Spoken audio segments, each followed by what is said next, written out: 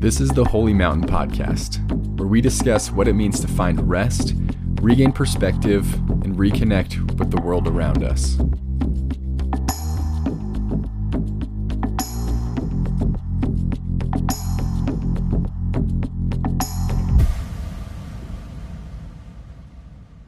Welcome back, everybody. This is Shane Oehler, and with me today is my good buddy, Parker Motley. Parker, how are you doing today? I am here.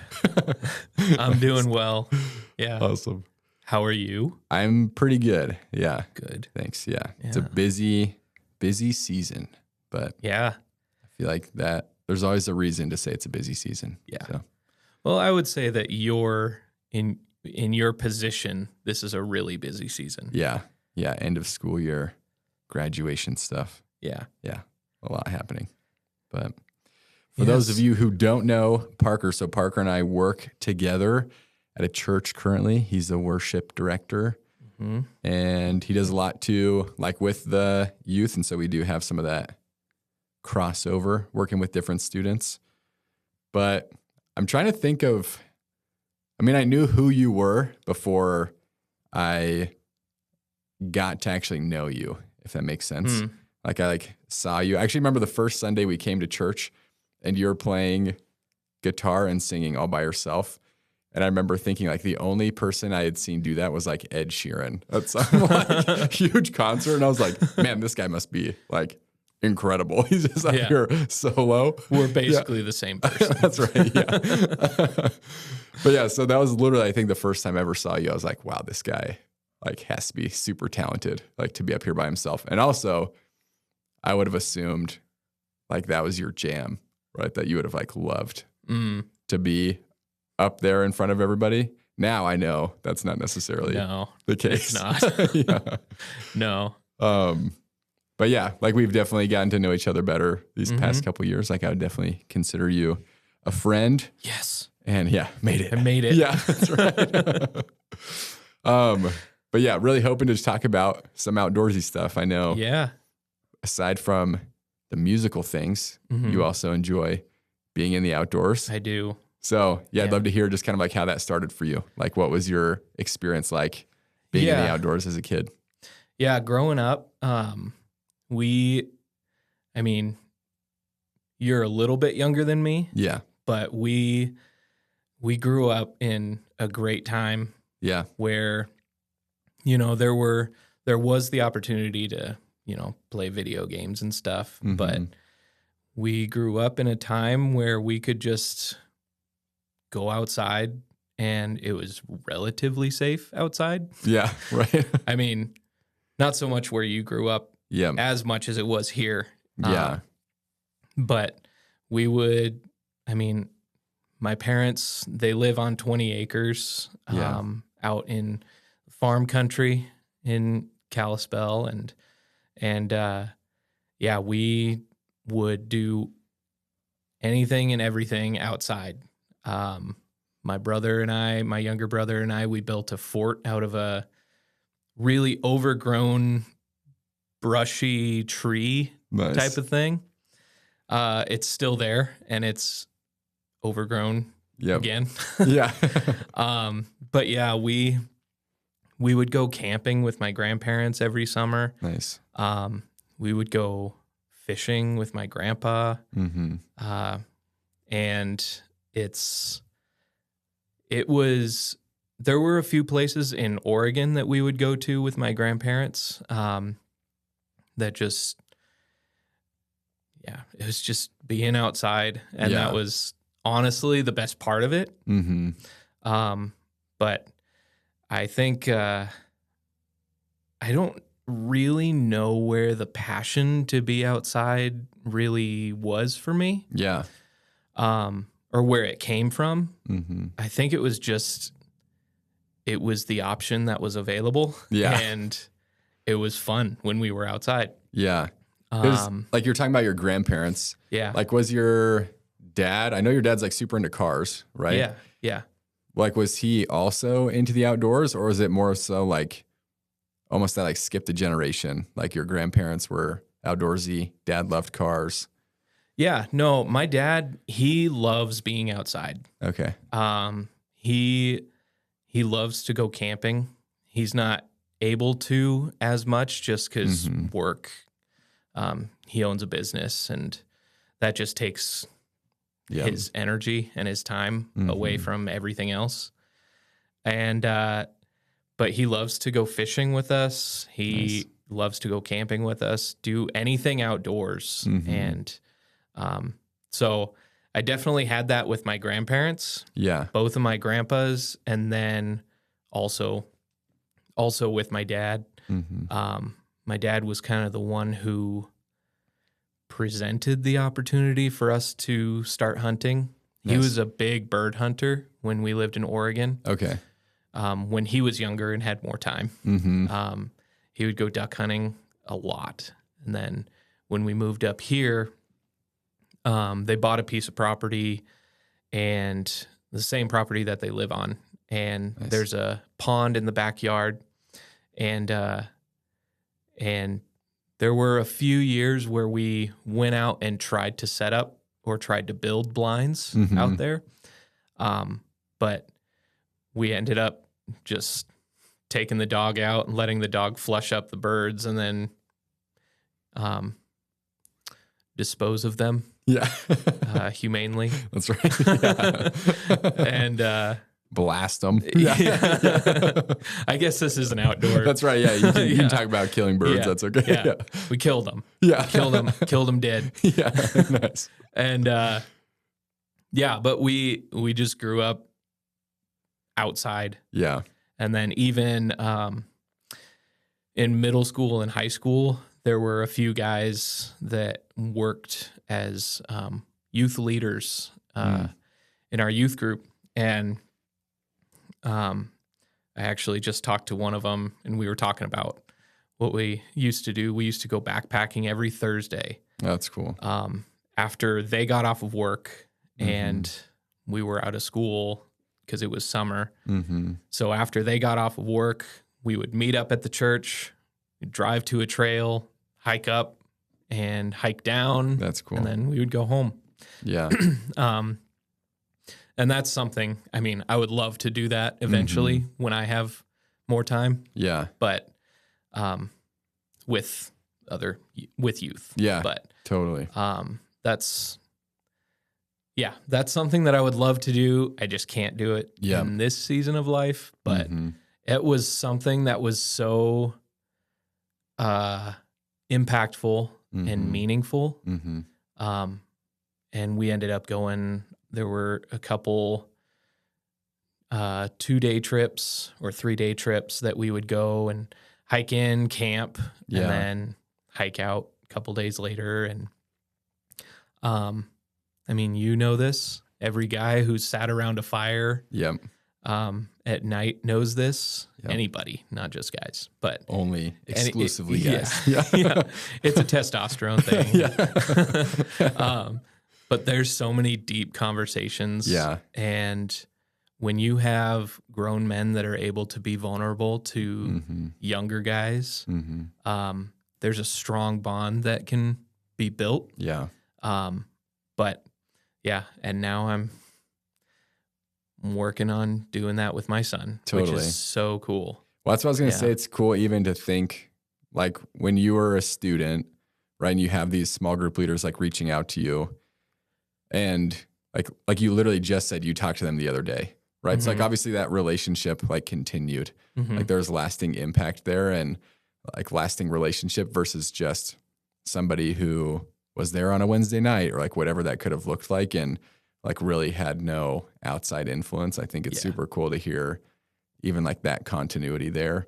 And also, thinking about like how open would you have been to that, potentially even like that same leader reaching out and be like, hey, Parker, like let's sit down and talk for 4 hours, you know, like however much time you spent hiking. Yeah. Like that's, again, I think something that like we take for granted. Like I think those times like in the outdoors and then like being active together like that, just like naturally you're going to be talking about things that you'd be more comfortable, like you wouldn't be as comfortable talking about just like sitting across a table from them or whatever. So Yeah.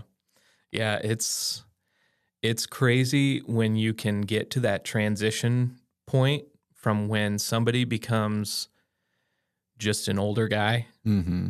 to a mentor Mm-hmm. to a friend. Yeah. Because I would consider all those guys really good friends. Yeah. And I mean, oftentimes when we're together, we go back to talking about what we did growing up, or when I was growing up. Yeah. They were up. They were already up. Yeah. But just like the stories that I didn't remember that they remember from going camping, or one of the guys, their family has a cabin that we would go to often. Yeah, that's cool. During the winter and stuff. And just, it's, I mean, being outdoors is the majority of it for me is just being completely disconnected from everything. Mm-hmm.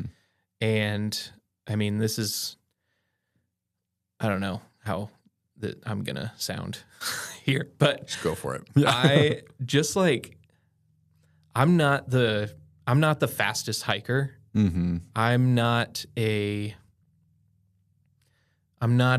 destination kind of hiker, if that makes sense. Yeah, totally. But I'm somebody who likes to stop a lot and just look around. Yeah. And see the progress that I've made from the last time I stopped, and just to see like, man, look at all of this around me. Like, this can't be an accident. Yeah, right. And even seeing all the man-made stuff down lower, it's like, you kind of ruined it. Yeah. But yeah. But yeah, it's just being outdoors. I don't know. It just hits a different part of your brain that you don't get when you're stuck inside, when you're doing the everyday stuff. Yeah. I was actually just talking to a student about that last night, because we had a student, speak at youth group, and they were talking about being able to see God in the small things. And it was kind of like a question to the group, like, are you able to do that? Or are you only looking to God when things are really tough?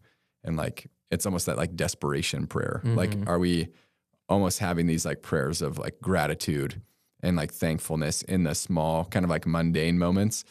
And we were talking about how when I'm hunting or when I'm outside, those small prayers are so easy, and it's so natural, because you're saying, you look around, you're how could you not recognize that there's something and someone behind this, rather than just oh wow, so glad that random chance created this amazingly beautiful thing that I would have no reason to appreciate, right?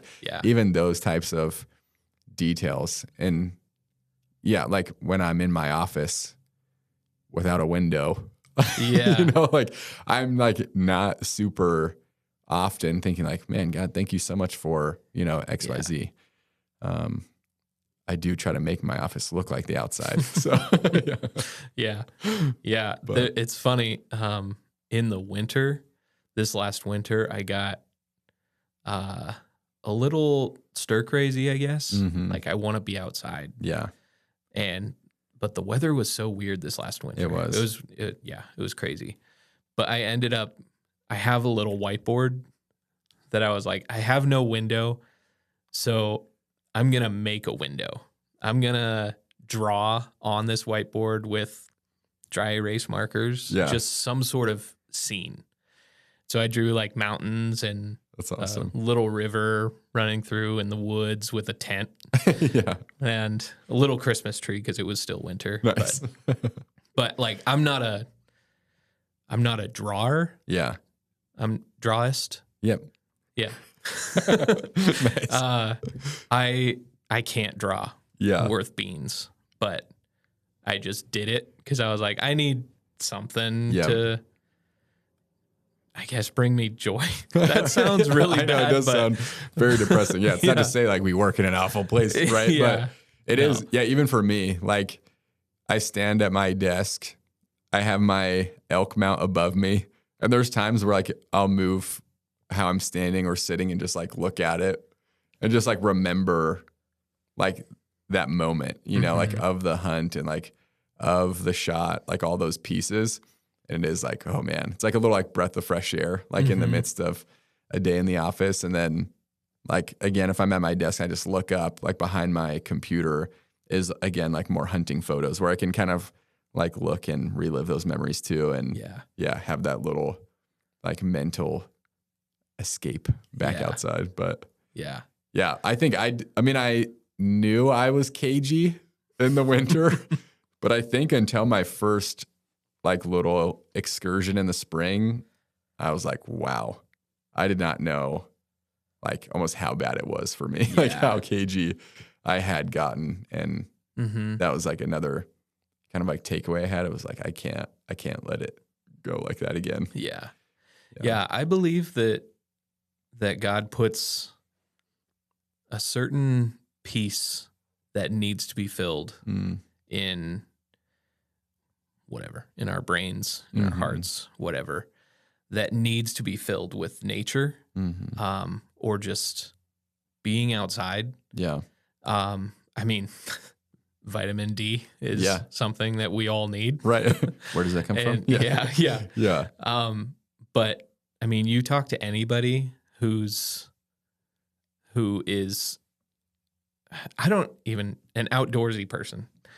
Or not. Just being outside, like even going to the park, it's just such a life-giving thing. But I think I've met one person ever who just like despised being outside. Really? And it was super interesting. It was at my last job, and this family came in because their like kid was leaving the program, and it was like a mom and grandma, and they both just kind of like went on a rant about like not wanting to see another deer, not wanting to be in the woods, like wanting to get back to a city. And I was like, whoa, like I disagree with everything you just said, you know? But it came as like such a surprise to me because again, I do feel like that inherent like pull almost, you know, to like be outside and be like in creation. And I look back at like the beginning all the time of like, well, how are we intended to be? Like we were intended to be people that were like in the midst of creation and like cultivating the earth and like doing all these things. And so, I don't think we were made to be stuck inside, but and it's different. Like people feel fulfilled at a way lesser extent than other people. Like you are pretty crazy when it comes to, I mean, sitting out in one elk spot for hours.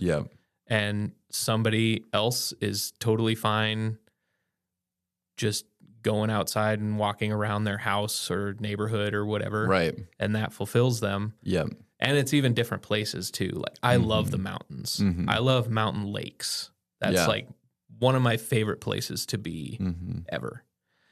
And some people are good or happy. The place that they need to be is on their boat on the lake or in the woods without a mountain lake. Right. Yeah. Or like I've heard people even, they're like, oh, they love the desert. Like they love that environment.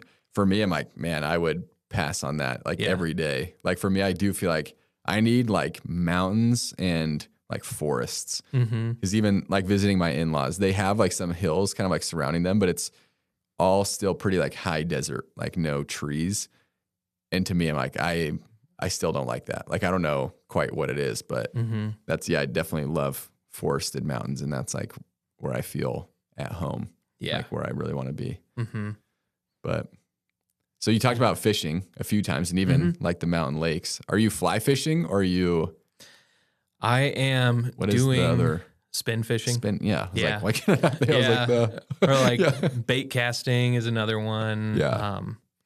Tenkara, which is it's a form of fly fishing, exotic. But it's it's like a one-piece rod. Okay. That the line, it's a certain length. The line is connected to the rod so it doesn't have a separate reel. I think it's Japanese. Okay. Tenkara sounds Japanese. Sure. But it folds down.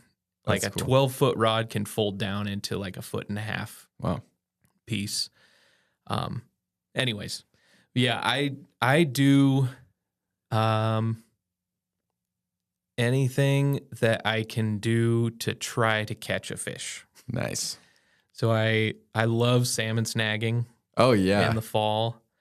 I don't fly fish as much as I would like to, but spin fishing, trolling, just about anything, has to do with fishing.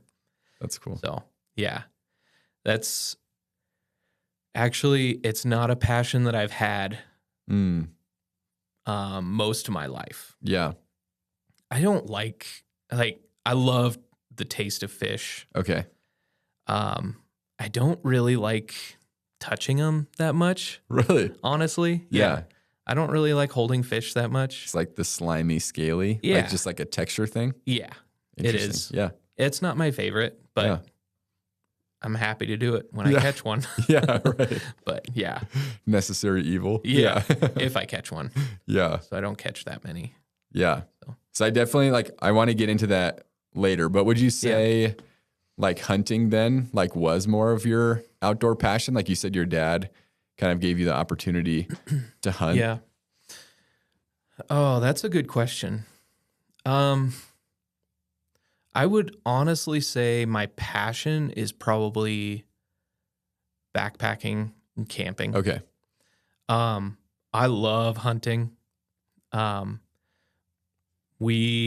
year we go on a trip with my dad and my brothers and I. And my older brother just started hunting last year. Yeah. For the first time. Super cool. And I helped him get his first deer, and super exciting. Yeah, that's so good.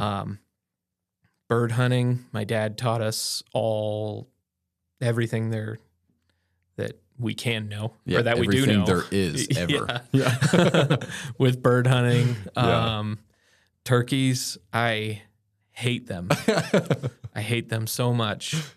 But I want to kill one. Yeah. They're the smartest stupid bird, or the stupidest smartest bird. Yeah, that's probably a good way to put it. Or something. Yeah. I just hate them. They're stupid smart. Yeah, they're stupid smart. Yeah. Wicked smart. But yeah, I would say my passion is probably backpacking, camping. Okay. That's cool.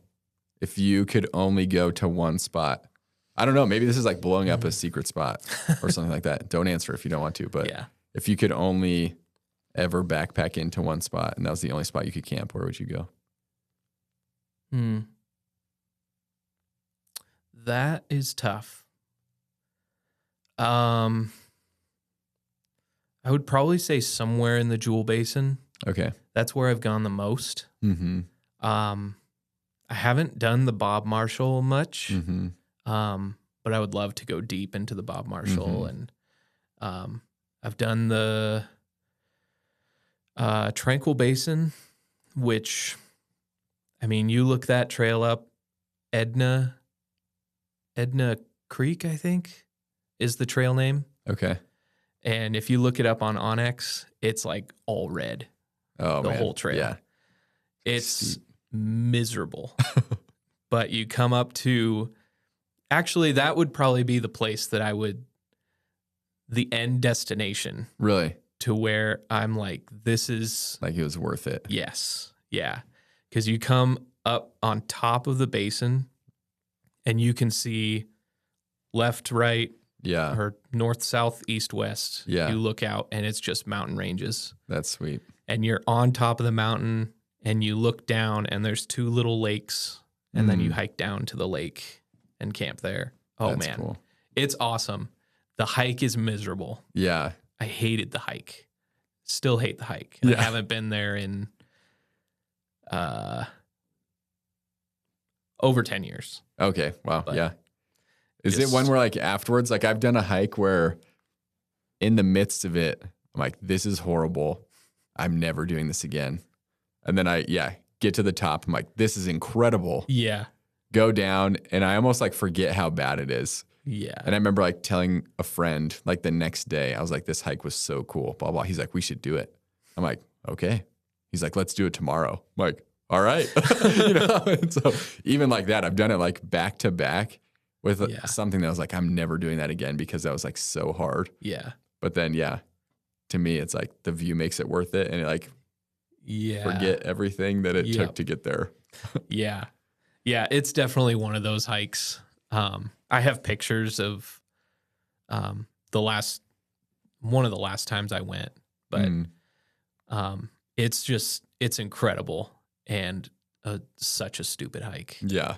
I hate the hike, but I love the end result. Yeah. It's so cool. And sometimes the tougher hikes deter some people. Yeah. Less traffic. Yeah. That could be worth it. Yeah. That's awesome. I love the reward that it is to get to a lake and just stay there for a few days. Yeah. Or a couple days, or even just overnight. Yeah. But yeah.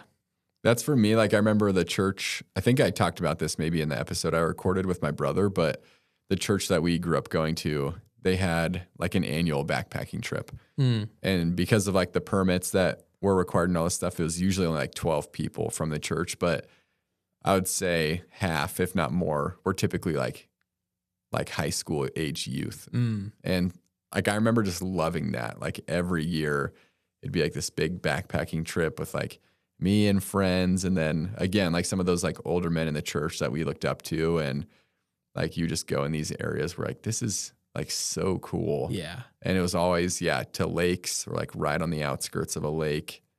And like I remember one of the times we had like hiked in, I think like 9 miles. Got there, we were all like super hungry.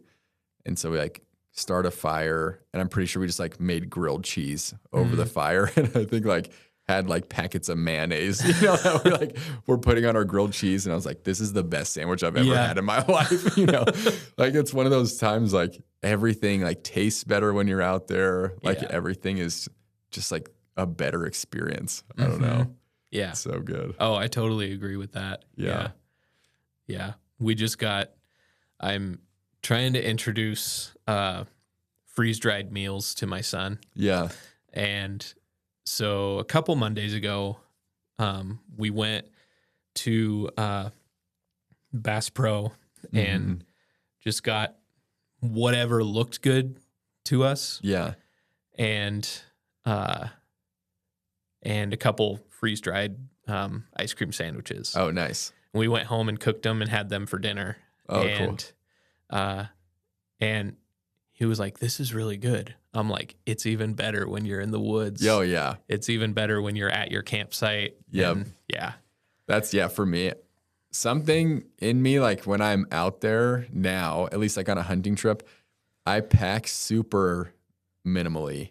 And like, I know what sounds good to me when I'm out there, and it's usually like fairly bland stuff. It's like even last year on the elk trip, I think I had like a biscuits and gravy and a mac and cheese for every day, and that was it. Like I wasn't like mix and matching meals at all. It's like those are the 2 meals I'm going to eat, and that's like pretty much it. But that sounds glorious. I mean, it is good. Like, and it's good every time. Yeah. Like to me, that's somehow like I don't get tired of it. Like it is just like I could literally eat this every day, and I am. Yeah. But that's cool. So you brought up your son. So William, I know, how old is he now? He's 8. 8. Okay. Yeah. But I know like you guys have been, I feel like hitting it hard with fishing. So maybe like talk a little bit about that. Like how has he gotten into it?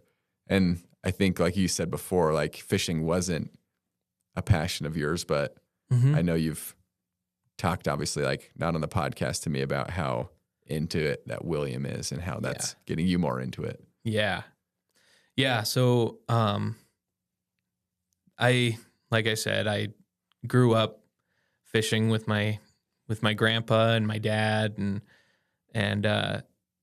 but there was a time where I was like, if I never fished again, I love the activity, but afterwards it's a lot of work, and I was the same way with hunting actually. And I went through almost 10 years, and I was just like, really, you know, not if hunting, not fishing. Yeah, from high school until like 4 or 5 years ago. Okay. I was kind of just like, you know, if I never hunted again or fished again, I think I would be okay. Yeah.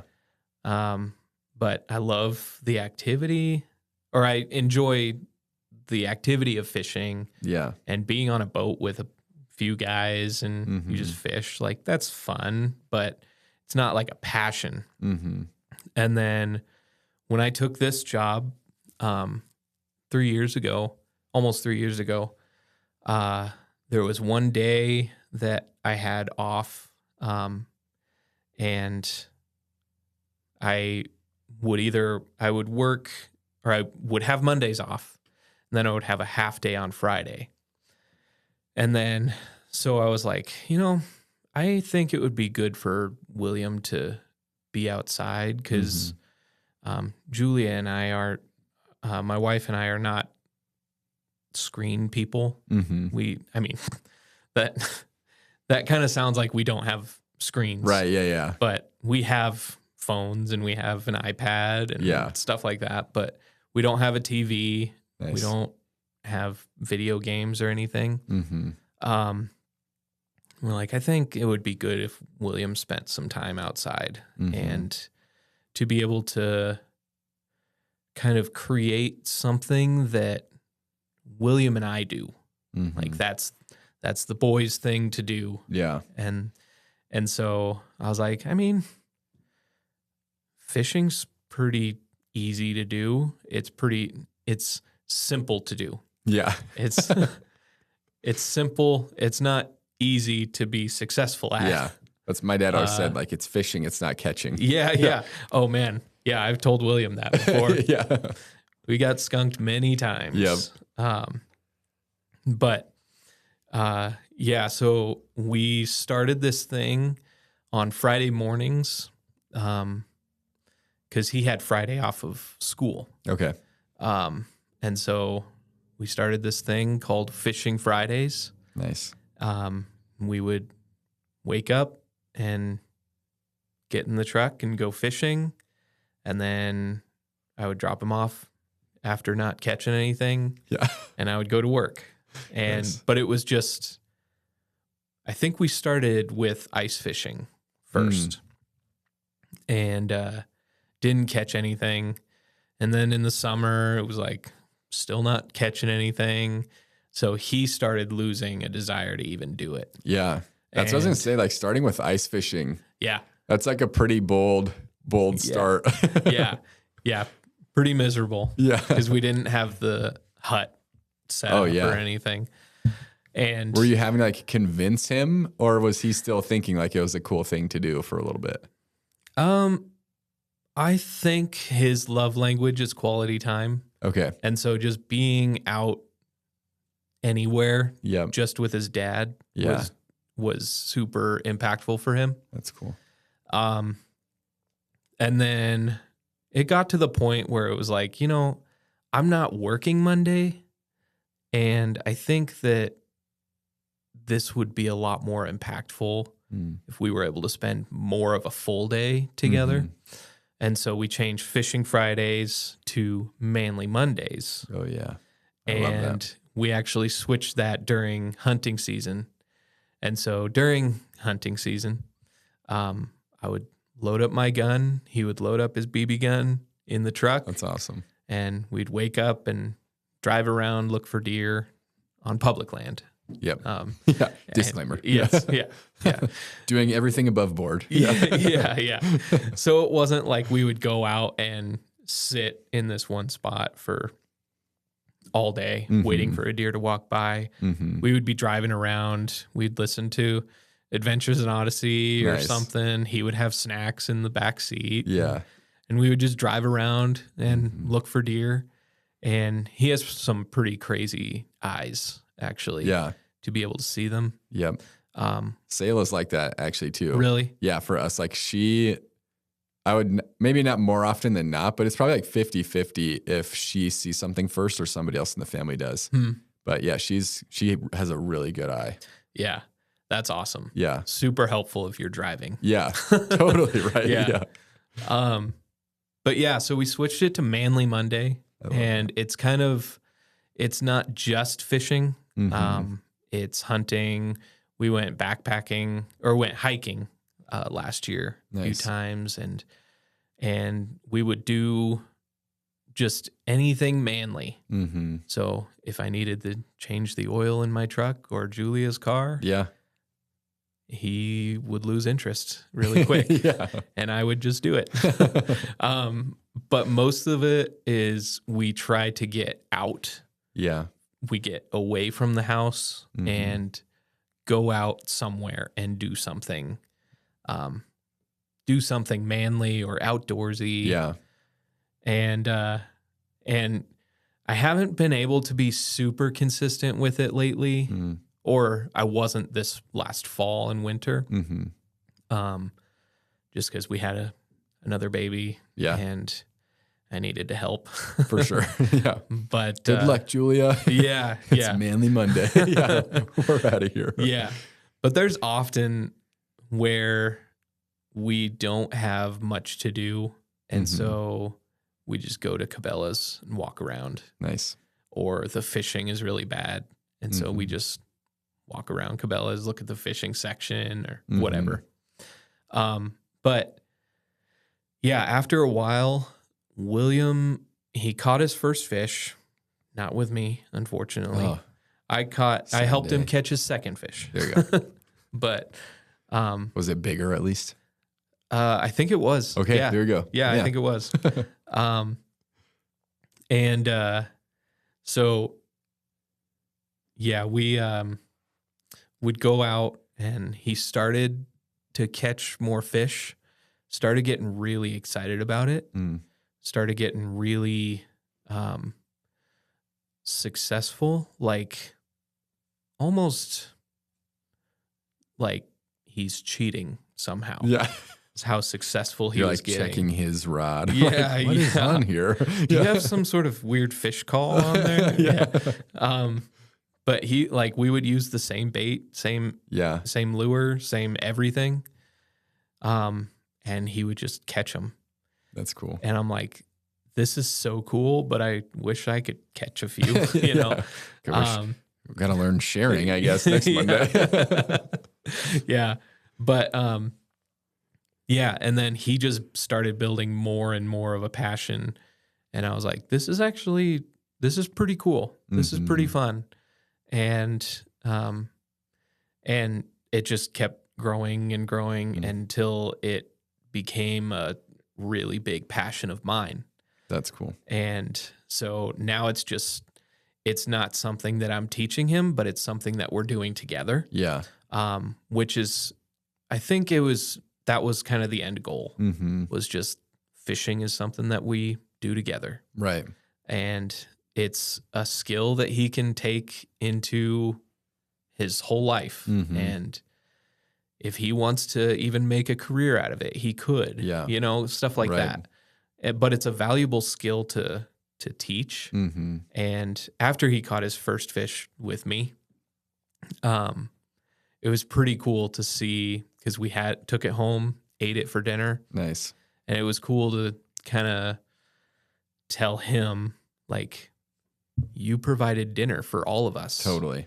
And he kind of took that on, and it's like some pride, like, like a little like self-esteem boost of like, man, like I did something like worthwhile. Yeah. Yeah. And it's super cool because fishing, there's another community with fishing. It's very similar to hunting. Where guys or people, I keep saying guys, but I mean outdoors general people. Yeah. They just like come together with a specific or similar interest, and they just do it together. And it's not necessarily like, let me show you the right way to do it. But it's like, let's do this together and let's try to be successful with it. So there's a few, there's 3 that come to mind. Older guys in our church that their kids are grown and out of the house, and they have they see William and they go talk about fishing with William. That's cool. And William is he's just a part of the community now and loves to just talk fishing with some of the older guys in church. And they've taken us out, and he's been successful with all but one. Okay. But that's nice. all right. We'll have more opportunity. But that's super cool though. Just to see like people who have a passion and then they see somebody who is either just getting started in that or they just met them and they're interested in the same things, and just welcome them into the community. Yep. And it's so cool. So cool. Yeah, I love that. Like, I definitely think there's definitely both kinds of people, I think, in both spaces, like probably like fishing and hunting. And I think like on the one negative, you know, it's like, there's too many people out here, and like, I want this for me, and blah, blah, blah. And like they don't want new people out there. But then I feel like then the opposite is like the guys that you're talking about, where like they know what it's meant to them. And so to see somebody like start to have that as well, I don't know. Like, I don't know if it's almost like the nostalgia for them of like, I remember what that was like, or just like the excitement of like, wow, somebody else will get to experience this too. Yeah. Like, I think there's something like so special in that. And like, again, I'm like, man, that's how it's supposed to be, right? Like that, like community minded, like dynamic and like a group, but then also of like, the collective like shared interests. Like, I mean, to go like way back, right? Like the hunter gatherer type lifestyles, like, the hunters like went out together, and I bet there were total mixed age ranges of like the boys looking at the older men like, oh, this is how you do it. Like, this is what it looks like. And the older men like purposefully bringing the boys along, you know, the younger kids along. But yeah. And I would even say like where Fishing Friday and Manly Mondays really came from was like the deep down reason was there are 2 things that I want William to know without a doubt for his whole life. Jesus loves him and his dad loves him. And he's getting that, but he's also getting, wow, there's a lot of people that love me. I'm valuable to a lot of people. And I think that it was either your dad or maybe you said it on an earlier episode, but there are a lot of, you said it was something like there are a lot of fatherless homes where the father is there. Or I think that was one where Beck and I were sitting down and talking, and it was some of like just like the mission of Holy Mountain in general. But it is like, just because a dad is like physically there doesn't mean is present, you know? And it's like almost that idea of like there almost can be fatherless homes because the dad is just like mentally checked out, like even though he's there, right? He's like actually not present. Yeah. And I think like you could almost see the exact same like negative impacts on a kid because of that. Yeah. And I mean, I thank God I didn't have that. I had a dad who was there, who was present, who enjoyed doing things with us and still enjoys doing things with us. Yeah. Like, he's the reason why I'm into cars like I am. Yeah. And he's also the reason why I still enjoy fishing and hunting and look forward to hunting trips. And I also had 2 grandpas that loved to do stuff with us outside. And so I never grew up wondering if I was loved or questioning if I was loved. And I think that there are a lot of kids that do. Right. And that's why I think the Holy Mountain stuff that like that minimizes this it. thing that you're pretending to do. No, but I think the idea of Holy Mountain is such a valuable thing for this world. And I mean, not just the boys, but even the men, women that you bring in to be mentors. I mean, wherever this goes, I think it's such an awesome direction. Yeah. Well, I even think like, you know, hearing about you share too, how like William's passion kind of like reignited a passion for you, or like even like started a new one. Like, I think there's possibility of people out there that like, they know like this would probably be a good thing for me to be involved in, like to like mentor like some younger person, or, you know, to like spend time with them in this way. And then it's like, oh, wow. Like, look at how beneficial this actually is for me. Like, even like you said, like it's great for you that you have Manly Mondays and that like you're able to do these hikes, go fishing, all these things. Like you're obviously like benefiting from them as well. So it's not like it's, you know, the biggest sacrifice in the world for you to like go do these things with William, but like you also get to kind of like reap the reward of it. But yeah, I think it's, for me, it's just like super cool to see the level of intention that you put into just like being a dad. And yeah, like I love like coming back to work on, you know, like Tuesdays, like the first day that like we work together again, but like you'll have a picture, you know, of a fish that William caught, or like you'll have some story to tell of Manly Monday and like that time that you guys had together. And I think like for me, that's exciting. Like Titus is about to be 1, but like to think about the things like, oh, what are those like traditions that like I'm going to instill in our family, where I kind of help him see like also like this is what it is to be a man, and to like even have the space for those intentional conversations. Cause I think also just like in like our kind of like modern American family structures, like those like manhood rituals are like missing, where like other cultures, like they have them, you know, or like time in Africa is like, oh yeah, you're 13, you go on this thing. And like, if you come back, you're a man, you know, like, but like, I think even what you're doing with William are like those glimpses, like this is what men do, like not just in like a rah, like toxic masculinity way, but like even like William, you caught a fish and like we ate that fish, like you're providing for our family. That's what men do. And like there's like those lessons in there that you can begin teaching him, which again are going to be received differently than if you're just like, all right, son, sit down on the couch next to me. You know what it is to be a man? Like in a lot of ways, you're like I'm going to show you what it is to be a man, and we're going to like do these things together. He'll be able to watch you do it, but then he's also given those opportunities to like practice it too. You know, I think it's so cool. Yeah.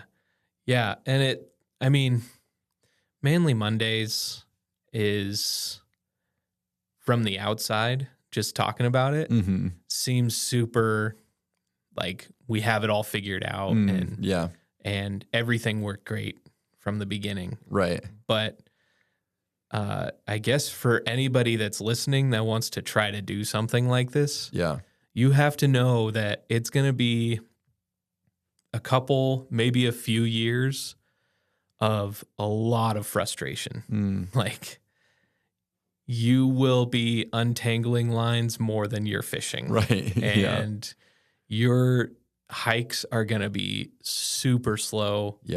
And you may even go a quarter of a mile before you have to turn around. But all you're trying to do is just let them figure out that this is enjoyable and let them build the passion for it. And then they can get deeper into it. Right. And then the things that you look from the outside and see, like, that's super boring. Like, I mean, I go back to your hunting trip. Yeah. Was it last year? Your elk trip? Yeah, not this last fall, but the fall before. I think if it's the one when I killed the bull. Yeah. Yeah. When you were just sitting out there for 11 hours. 11 hours, yeah. Yeah. Just imagine, I mean, now think about that. Yep. Doing that with Titus one day. Right. And well, and that's what I think about, like the lead up, right? Because then the lead up, I had hiked, I can't remember, like over 50 miles in 6 days or whatever it was. And then the next day I sat for 11 hours because I'm like, I think this is actually what I need to be doing. You know, I'm like shifting gears that way. And even like hearing you talk about like driving with your rifle and like you got snacks for William, like again, the intention of like, it might look different than how you would normally hunt, but like he is the priority. Like, I think that's something again that I'll have to consciously think about. Like even as, you know, Selah's getting older, like asks me, like, when can I go with you? What does that look like? I'm like, man, like I'm going to have to like check myself pretty significantly, you know, to know like, cause what I want to do is to hike as far as I need to and to like have the intensity that I think I enjoy having. Like I like the extreme experience, but then to know like, this is actually about my kids in this moment and to be able to like shift gears in that way. Yeah. Yeah. Cause I mean, there were a lot of trips where William and I were just driving around. He had his snacks and we were listening to Adventures in Odyssey and I was looking for deer like crazy. Yeah. Driving on super rough dirt roads and stuff up in the mountains and not seeing anything. Come home. He's getting car sick. Yeah. Come home and we have nothing. But it was Thanksgiving morning a couple years ago. And we went out and same thing with fishing. He was losing interest really fast. And we ended up seeing a deer and shooting it. He saw the whole process. Yeah, that's awesome. And he was asking when we could go again. Yeah. And so it's not, you kind of have to have a few trips to cater around the kid and understand going into it, we are most likely not going to be successful with this at all. Or at least successful to our standards. Right. Yeah. To what you're used to doing with hunting. But it is like, let's drive around, see what we see. Yeah. And if we don't see anything, we'll try again. Yeah. And eventually we'll get something. Yeah. And now William's really into foraging for mushrooms and stuff like that. And so that's another passion that I'm starting to build. Because how cool would it be to know exactly what this mushroom is? Right. Know that it's safe to eat. Yep. Cook it up and eat it. Yep. And then you're looking for berries and stuff like that. It's all, I mean, this sounds like my passions are led by my son, but they're coming from his interests. Right. Thankfully, his interests are interests that I generally have. Yeah. But I'm trying to get in tune with my son and what he needs, what he wants, because that will build a lifelong relationship that you can't build later in life. Right. Yeah. So. And then again, I think it's just going to be like so meaningful. Like I'm confident, right? He's going to remember Manly Mondays. Like it's not like that'll be lost on him. And you know, I even think about like, who knows what other kids he meets when he's a little bit older and they talk about things that they do. Like I'm sure he'll start to see a difference of like, oh, like my dad does a ton with me. And like you never see your dad, or, you know, like maybe he'll meet somebody that like has one of those kind of like present but absent fathers. And like, I think like those are the things that, he's not going to take for granted and he's going to like really appreciate. Yeah. And I'm not perfect. There's many Mondays where we don't do anything because I'm tired from the day before or whatever. Yeah. But yeah, just trying to be intentional For sure. with that. Yeah. Yeah. Well, something we've talked about too is that William is interested in archery. Mm-hmm. And so, yeah, I think it was like maybe the tail end of last year, I had somebody that donated like a bow and like some arrows. And I told you, I'm like, okay, this is like marked for William. Yeah. Like this is going to be something that, like I kind of maybe like selfishly, I'm like, I want to be a part of this too, you know, but, you're welcome. Yeah. You're welcome to it. Yeah. So that's something like maybe we'll have to talk after this to figure out when we can actually like make that happen and like when would be the best time. Cause it's a balance too, right? Where like, I don't want shooting a bow, especially one that can kind of like grow with him, but I don't want those like first experiences to be like so difficult or like, you know, a level where like, I don't want something to like scare him, whatever, to where he's like, I actually don't want to do that. You know, I want to make sure it's kind of like the right timing. He's like ready for the bow and all that stuff. But that's something that like I'm personally super excited for. And like, again, that's part of the hope of Holy Mountain, right? To be able to like come alongside families like that. Again, like you're doing things that I think like is awesome. But again, like if we can like play like a super small role in just like another hobby, like another interest, and like, again, do some kind of like mini archery coaching and stuff like that. Like I'm pumped for that. Yeah. And for sure. Yeah. And I might learn a few things. Right. Yeah. Cause how long has it been since you've since I've been archery hunting? Yeah. Or my brother and I went out a couple years ago. Okay. But it's been, I think it's been 4 years since I shot my doe. And yeah, last year we had Judah in September. And so we had no time to go out. Yep. But yeah, it's been a few years.